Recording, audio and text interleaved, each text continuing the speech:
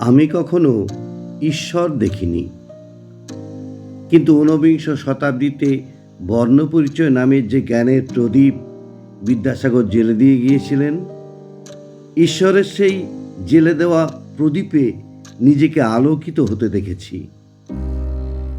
সেই ঈশ্বরের জন্যই আজ আমি হাতে তুলে নিতে পেরেছি কলম।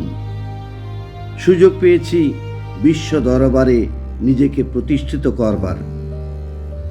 আমি গর্ববোধ করি এটা ভেবেই, যে মাটিতে ঈশ্বরচন্দ্র বিদ্যাসাগর জন্মগ্রহণ করেছিলেন, সেই মাটিকেই আমি রোজ প্রণাম করার সুযোগ পাই। আজও চোখ বন্ধ করলে শুনতে পাই সেদিনের সে কি নৃশংস উল্লাস। হয়তো আমি সেই 8 বছরের মেয়েটি, যাকে নববধূর সাজে সাজিয়ে জোর করে তুলে দেয়া হয়েছিল মৃত স্বামীর সঙ্গে জ্বলন্ত চিতায়। সেদিন আমি চিৎকার করে কেঁদেছিলাম, বলতে চেয়েছিলাম, আমি পুণ্যবতী হতে চাই না, আমি বাঁচতে চাই না।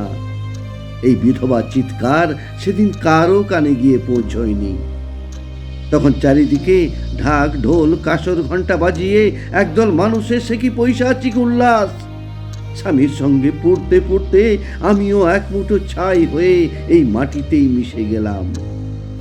প্রণাম জানাই সেই রাজা রামমোহনকে, যার জন্য আজ আমি স্বাধীনভাবে বাঁচতে শিখলাম। আজও বাতাসে কান পাতলে শুনতে পাই নেতাজি সেই উদাত্ত কণ্ঠের আহ্বান, তোমরা আমাকে রক্ত দাও, আমি তোমাদের স্বাধীনতা দেব।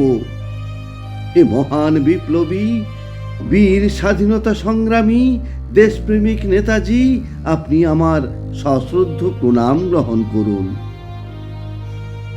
এখনো চোখ বন্ধ করলেই দেখতে পাই রাইটার্স বিল্ডিংয়ে ছোট্ট একটা তেরঙ্গা জাতীয় পতাকা হাতে বিনয় বাদল দীনেশ বন্দে মাতরম ধ্বনি তুলতে তুলতে এগিয়ে চলেছেন প্রশাসনিক ভারপ্রাপ্ত ব্রিটিশ কর্মচারীদের দিকে। উত্তাল সারা বাংলা, আর তখন একাকী অন্য আঙ্গিকে ক্ষুদিরাম। ব্রিটিশ রাজকে সরিয়ে স্বাধীন ভারতবর্ষ দেখার তীব্র ইচ্ছা নিয়ে মৃত্যুবরণ করেন। মৃত্যুকেও ছাপিয়ে তিনি আজীবন কালের জন্য রেখে গিয়েছেন অনুপ্রেরণা এবং ভালোবাসা। শিলাইদহে পদ্মা তীরে বসে 19 শতকের শেষ দিনে সূর্যাস্ত শোভা তার জন্য সৌন্দর্য উপভোগ ছিল না, ছিল যন্ত্রণার বহিঃপ্রকাশ। ব্রিটিশ বাহিনীর নির্মমতার সংবাদে রবীন্দ্রনাথ লিখেছিলেন, শতাব্দীর সূর্য আজি রক্ত মেঘ মাঝে অস্ত গেল। পরাধীন ভারতবর্ষে স্বদেশবাসীকে সর্বপ্রথম আত্মবিশ্বাস জাগিয়ে তোলার কাজে সামিল হয়েছিলেন যিনি, মৃতপ্রায় একটা জাতির দেহে প্রাণ সঞ্চার করেছিলেন যিনি, তিনি স্বামী বিবেকানন্দ।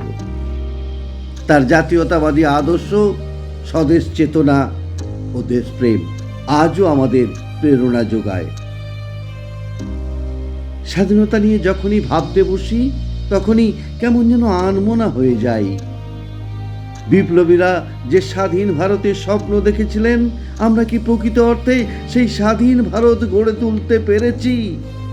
আমরা কি সত্যি স্বাধীন হতে পেরেছি? শুধুমাত্র জাঁকজমক করে স্বাধীনতা দিবস পালন করলেই কি স্বাধীনতা লাভ করা সম্ভব হয়? শুধুমাত্র কি পতাকা উত্তোলন করে কিছু বক্তৃতা দিলেই আমরা স্বাধীন হয়ে যাই? আসলে আমরা আজও স্বাধীন হতে পারিনি। আমরা সেদিনই স্বাধীন হব যেদিন পড়া সেরে রাত করে ঘরে ফেরা মেয়েটির যৌন হেনস্থার ভয় থাকবে না। আমরা সেদিনই স্বাধীন হব যেদিন উচ্চশিক্ষিত ছেলেটা চাকরি না পাওয়ার অনুতাপে আত্মহত্যা করবে না। আমরা সেদিনই স্বাধীন হব যেদিন কন্যা ভ্রূণ হত্যা বন্ধ হবে। আমরা সেদিনই স্বাধীন হব যেদিন কোনো মেয়ের বাবাকে পাত্রপক্ষের কাছে মাথা নত করতে হবে না। আমরা সেদিনই স্বাধীন হব যেদিন বধূ হত্যা হবে না।